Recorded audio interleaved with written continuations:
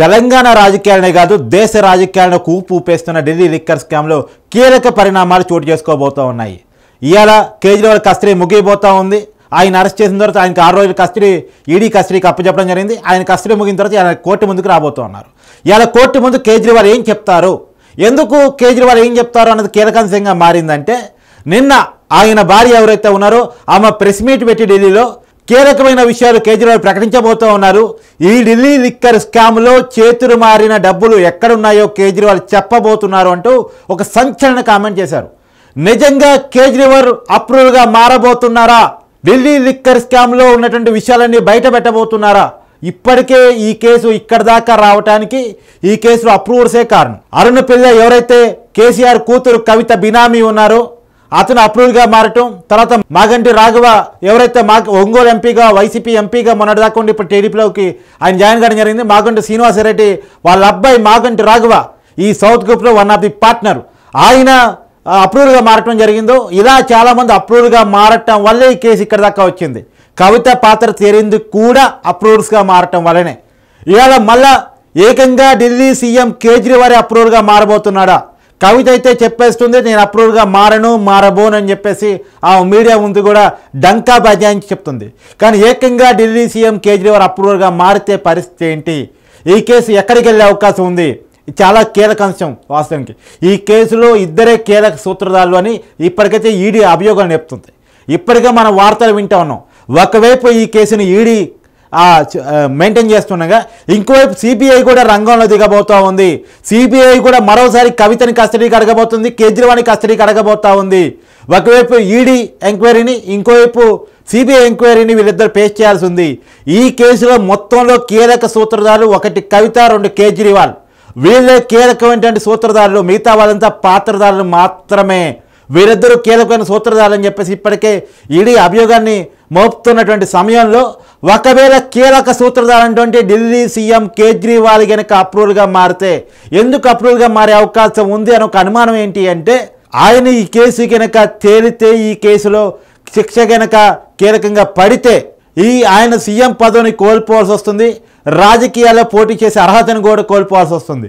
కాబట్టి అప్రూవ్గా మారటం వల్ల ఈ కేసులో తన పాత్రను తగ్గించుకునే ప్రయత్నం అన్న కేజ్రీవాల్ చేస్తున్నాడా? ఏమైనా కొత్త రకం ఎత్తుగడికి కేజ్రీవాల్ శ్రీకారం చుట్టాడా? అయితే ఒకవేళ అప్రూవ్గా మారితే ఈ కేసు కవితకి ఉచ్చు బిగిసే అవకాశం కనపడుతూ ఉంది. ఆమె కూడా ఈ కేసులో దోషిగా తేలితే, ఒకవేళ ఈ కేసులో కోర్టు కనుక కవితని దోషిగా తీసుకెళ్తే ఆమెకి ఉన్నటువంటి ఎమ్మెల్సీ పదవిని కోల్పోవాల్సి వస్తుంది. తర్వాత తన ఎన్నికల్లో పోటీ చేసే అర్హతను కూడా 10 సంవత్సరాల పాటు కోల్పోవాల్సి వస్తుంది. కాబట్టి ఈ కేసులో అప్రూవ్గా మారటం, ఈ కేసులో దోషులుగా నిర్దోషులుగా మారటం అనేది చాలా కీలక అంశం. కాబట్టి ఈ కేసులో కేజ్రీవాల్ కొత్త ఎత్తుగడికి ఏమైనా రంగం సిద్ధం చేశాడా అనేటువంటి ఒక బలమైనటువంటి అనుమానం చాలా మందిలో కలుగుతూ ఉంది. కేజ్రీవాల్ కనుక కేసులో అప్రూవ్గా మారితే 2 విషయాలు జరిగే అవకాశం ఉంది. ఈ కేసులో కవితకి మరింత ఉచ్చబిగిసే అవకాశం ఉంది. రెండోది, ఈ కేసు త్వరితగతిన విచారణకు వచ్చే అవకాశం ఉంది. ఎందుకంటే ఈ కేసులో ఇప్పటికే ఆమ్ ఆద్మీ పార్టీ నాయకుల ఇళ్లలోనూ, ఇంకోవైపు కవిత బంధువుల ఇళ్లలోనూ ఈడీ సోదాలు నిర్వహిస్తూ ఉంది. ఆధారాల కోసం ఇంకా వెతుకులాట చేస్తూ ఉంది. ఒకవేళ కేజ్రీవాల్ అప్రూవ్గా మారితే ఆధారాల సేకరణ చాలా ఈజీ అయ్యే అవకాశం కనపడుతూ ఉంది. డబ్బులు ఎక్కడ చేతులు మారా, ఎక్కడున్నాయి, ఏంటి మొత్తం విషయాలు కనుక కేజ్రీవాల్ ఈడీకి చెప్పడం మొదలెడితే చాలా ఈజీ అయ్యే అవకాశం ఉంది ఆధారాలు సేకరించడం అనేటువంటిది. అది వాస్తవంగా ఏంటంటే, ఇవాళ కేజ్రీవాల్ బయటికి రావడం చాలా ఇంపార్టెంట్గా భావిస్తుంది ఆమ్ ఆద్మీ పార్టీ. ఆయన వేరే వాళ్ళకి సీఎం ఇవ్వడానికి అంగీకారంగా లేరు. వాస్తవంగా వేరే వ్యక్తికి సీఎం అప్పచెప్తే జరిగే పరిణామం ఏంటి అంటే, మళ్ళీ తిరిగి అతను సీఎం మళ్ళీ కేజ్రీవాల్కి ఇస్తాడా లేదా అనేటువంటిది. అంటే పార్టీ చాలా క్రైసిస్ పొజిషన్, ఎక్కువ కాలం కనుక కేజ్రీవాల్ జైల్లో ఉంటే సరే తన వైపుకి ఇవ్వచ్చు, వైపు ద్వారా సీఎం పదవిని కంటిన్యూ చేసుకోవచ్చు, అదొక ఆప్షన్. కానీ వీరంత వరకు తనకు బెయిల్ రావాలి, బయటకు రావాలి, బయటకు వచ్చి రాజకీయాల్లో చక్రం తిప్పాలి, ఆమ్ ఆద్మీ పార్టీని దేశవ్యాప్తంగా చాలా రాష్ట్రాల్లో తన ఉనికిని చాటుకునేలా చేయాలి అనేటువంటిది కేజ్రీవాల్ ప్లాన్. ఇప్పటికే తను ఢిల్లీతో స్టార్ట్ చేసిన పార్టీ పంజాబ్లో కూడా ఎదిగింది, అధికారం సంపాదించింది. ఓ పక్కన గుజరాత్లో పోటీ చేసి కొంత ఓట్ బ్యాంక్ సంపాదించుకుంది, గోవాలో ఒక మంచి ఓట్ బ్యాంక్ సంపాదించుకుంది. దేశవ్యాప్తంగా అన్ని రాష్ట్రాల్లో కూడా ఎంతో కొంత తన ఉనికిని చాటుకుంటున్న పార్టీ ఆమ్ ఆద్మీ. ఈ దశలో పూర్తిగా ఎక్కువ కాలం కేజ్రీవాల్ జైల్లో ఉంటూ అందులోనూ పార్లమెంట్ ఎలక్షన్ జరుగుతున్నటువంటి సమయంలో ఎక్కువ కాలం జైల్లో ఉంటూ అనేటువంటిది ఆ పార్టీకి మంచి రిజల్ట్స్ ఇవ్వదు అన్నటువంటిది ఆమ్ ఆద్మీ పార్టీ ఆలోచన. కాబట్టి ఈ టైంలో తను అప్రూవ్గా మారుతున్నానంటే ఈడీ కూడా బెయిల్ విషయంలో కొంత ఉపశమనాన్ని కలిగించే అవకాశం ఉంటుంది, ఉదాసీనతంగా వ్యవహరించే అవకాశం ఉంటుంది. కాబట్టి కేజ్రీవాల్ బెయిల్ కోసం అప్రూవ్గా మారి ఎత్తుగడికి ఏమైనా రంగం సిద్ధం చేశారనేటువంటి కూడా ఆలోచించాల్సిన విషయం. మరి చూడాలి ఈ కేసులో ఎంత కీలకమైన పరిణామాలు జరగబోతున్నాయో. రోజు రోజుకి వస్తున్న వార్తల ప్రకారం, వినపడుతున్న కథనాల ప్రకారం ఈ కేసు రోజు రోజుకి కూడా చాలా దేశ రాజకీయాల్లో సంచలనాలు రేపుతా ఉంది. ఇప్పటికే ఈ కేసులో చాలామంది పెద్దవాళ్ళు అరెస్ట్ అయ్యి ఉన్నారు, ఈ తిహార్ జైల్లో ఉన్నారు. ఢిల్లీ డిప్యూటీ సీఎం 19 నెలలు మనీష్ సిసోడియా ఇప్పటికీ తిహార్ జైల్లో ఉండబట్టి, కవిత ఆల్రెడీ 2 రోజులుగా తిహార్ జైల్లోనే ఆమె జీవనాన్ని గడుపుతూ ఉన్నారు. మరి ఆమె ఎప్పుడు బయటకు వస్తానట్టు కూడా ఇప్పటివరకు క్లారిటీ లేదు. ఈ కేసులో బెయిల్ రావటం అంత ఈజీ కాదు, ఎందుకంటే బెయిల్ రాదు అంత ఈజీగా అని చెప్పేసి చెప్పడానికి కూడా ఒక ఎగ్జాంపుల్ ఉంది. మనీష్ సిసోడియా ఒక ఎగ్జాంపుల్. అతను 30 సార్లు బెయిల్ అప్లై చేసుకుంటే 30 సార్లు క్యాన్సిల్ అయింది. కాకపోతే కవిత తెలివిగా మధ్యంతర బెయిల్ అప్లై చేసుకుంది. అంటే పిల్లగాళ్ళ ఎగ్జామ్స్ని కారణంగా చూపిస్తూ మధ్యంతర బెయిల్ అయితే అప్లై చేసుకుంది. మరి మధ్యంతర బెయిల్ వస్తా రాదా అనేటువంటి చూడాల్సి ఉంది. ఎందుకంటే మధ్యంతర బెయిల్ వేరు, నార్మల్ బెయిల్ వేరు. మధ్యంతర బెయిల్ కొన్ని కండిషన్తో కొంత టైం బాండ్తో ఇస్తారు, దాన్ని కవిత అప్లై చేసుకుంది. కేజ్రీవాల్ కూడా మధ్యంతర బెయిల్ అప్లై చేసుకున్నప్పటికీ కూడా తనకి ఇప్పటివరకైతే ఉపశమనం దక్కలేదు. తను ఇప్పటికే ఈడీ కస్టడీని ఎదుర్కొంటా ఉన్నారు. ఇంకోవైపు రంగంలో కూడా సిబిఐ దిగుతున్నట్టు తెలుస్తూ ఉంది. సిబిఐ ఎంక్వైరీని కూడా కేజ్రీవాల్ ఎదుర్కోవాల్సి ఉంది, అలానే కవిత కూడా ఎదుర్కోవాల్సి ఉంది. అలానే కేజ్రీవాల్ని కవితని ఎదురెదురుగా కూర్చోబెట్టి విచారించాలని కూడా ఈడీ అనుకుంటా ఉంది. ఇన్ని పరిణామాల నేపథ్యంలో ఇది ఎక్కువ కాలం సాగితే రాజకీయంగా తమకు దెబ్బ అవుతుందని చెప్పేసి కేజ్రీవాల్ భావిస్తున్నాడు. అది ఆమ్ ఆద్మీ పార్టీ ఉనికే దెబ్బ అయ్యే అవకాశం ఉంది అనేటువంటిది కేజ్రీవాల్ భావిస్తున్నట్టు తెలుస్తుంది.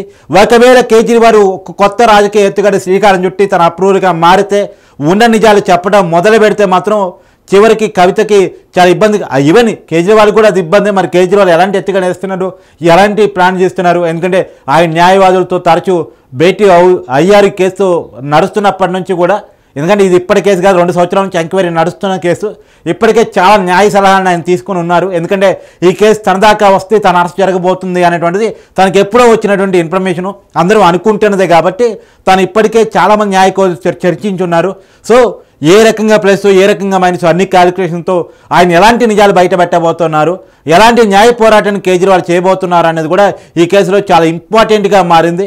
ఒకవేళ కేజ్రీవాల్ని కవితను ఇరికిస్తారా, లేదు అప్రూవల్గా మారను అని చెప్తున్న కవిత కూడా అప్రూవల్గా మారి కేజ్రీవాల్ని ఇరికిస్తారా? ఎందుకంటే ఇవాళ కవిత ఇరికిందంటే చాలామందికి అప్రూవల్గా మారటం వల్లే.